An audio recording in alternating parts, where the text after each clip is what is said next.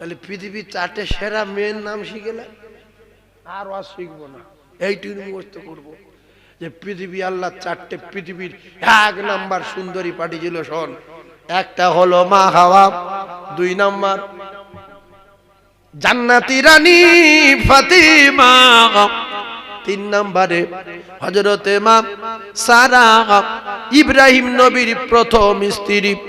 দ্বিতীয় স্ত্রীর নাম কিতাবে লেখা হযরতে ইসমাইল জবিউল্লাহর মা হযরতে হাজেরা, দ্বিতীয় স্ত্রী।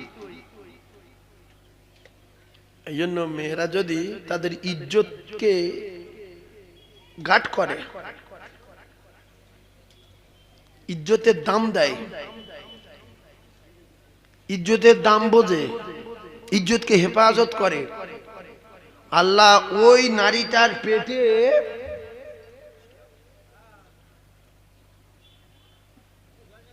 জান্নাতি রূহগুলো পাঠায়।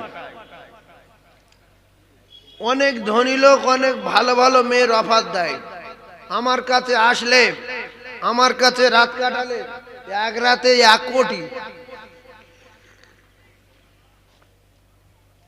ভাই তখনকার জমানায় ধনী লোক কি করত? অফার দিত। তো প্রায় সব মেয়ে মেনে নেয়।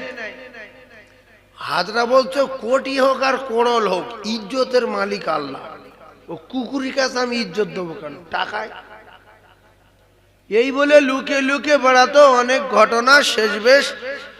এখন কোন ক্রমে হাজরা ওই কুত্তার হাত থেকে বেঁচে গেল, ইব্রাহিম নবী পৌঁছে গেল। ওই কুত্তার হাত থেকে বাঁচিয়ে আল্লাহ পাক ইব্রাহিম নবীর হাতে তুলে দিল 3-4 ঘন্টার রস। তো সেই হাজরা ইজ্জতকে হেফাজত করেছিলেন বলে, কোন সরকুকুরের হাতে ইজ্জত দেয়নি বলে, একটা মিশরের সাধারণ বাড়ির একটা মেয়ে হাজরা, মা নাই বাপ নাই, আল্লাহ তার খলিলের সঙ্গে বিয়ে দিয়ে ওই পবিত্র পেটে, ভালো পেটে আল্লাহ নবী পাঠিয়ে দিয়েছিলেন। জোরে বলো। পেট ভালো বলে পেটে কি আসলো? জোরে বলো। আর ওতে যদি নোংরা ঢুকতো, শ্বশুর আর তো সর।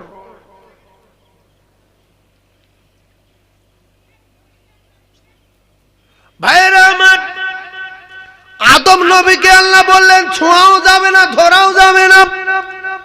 বর্তমান কিছু নারী বিয়ের আগে অনেক জনে ছুঁয়েছে, অনেক জনে ধরেছে। বিচার আল্লাহ করবে, পৃথিবীর কেউ না জানে, আমার আল্লাহ জানে। ও কলিজার টুকরা মায়েরা, জলসার দিনে কোথায় কোন গন্ডগোল করছো, কোথায় কোন সর্বনাশ করছো, পৃথিবীর কেউ না দেখতে পায়। ইন্নাল্লাহা সামিউম বাসির। তোমার ওই চুপি চাপির গল্প আর অন্ধকারের আলোচনা আমার আল্লাহ বলে সব শুনি। আর কোন অন্ধকারে গাছের গোড়ায় বসে আসো, কোথায় লাইট লিভিয়ে দিয়ে চুপচাপ মেরে আসো, আল্লাহ বলে অন্ধকারে আমি আল্লাহ দেখতে পাই।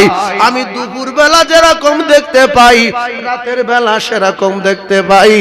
জোরে বলুন সুবহানাল্লাহ। আল্লাহ একটা টাইমে ঘুমায়, বাকি সব সময় জেগে থাকে।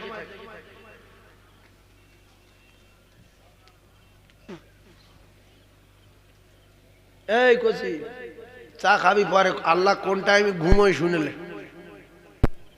আল্লাহ ঘুমোয় কখন? রাত 12টার পরে না দিন 12টার পরে? এই কচি জায়গাটা বল না বা। এই 4 গ্লাস ছেলে মারবে। 4-5 জন বলছে ঘুমোয় না। মুসা নবী আল্লাহর সঙ্গে কথা বলতে গিয়ে আল্লাহকে বলছেন, আল্লাহ আমি যতবার আপনার কাছে আসি ততবার দেখি আপনি জেগে আছেন, আপনার কি ঘুম টুম লাগে না? আল্লাহ কি বলে রে, আমি ঘুমোই বলছে। আমি জিজ্ঞাসা করছি আপনার ঘুম লাগে না? আল্লাহ বললেন মুসা দাঁড়াও, তুমি ওই পানির গ্লাসটা হাতে করে লাও, কাঁচের গ্লাসটা ধরো। পানির গ্লাস যখন ধরেছে আল্লাহ বলে ঘুম মুসা নবীর ধরো। ঘুম ধরে গেছে। এখন কোন মানুষ গেলাস হাতে করে নিয়ে কি ঘুমাতে পারে?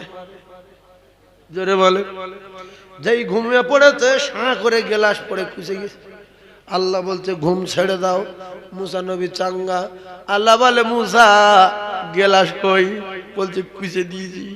বলছে কেন? বলছে ঘুমিয়ে পড়েছিলাম। আল্লাহ বলে মুসা রে, এক মুহূর্তের জন্য একটা দায়িত্ব দিলাম, ঘুমিয়ে পড়ে কুচে দিলে আমার দায়িত্ব কত তুমি কি জানো?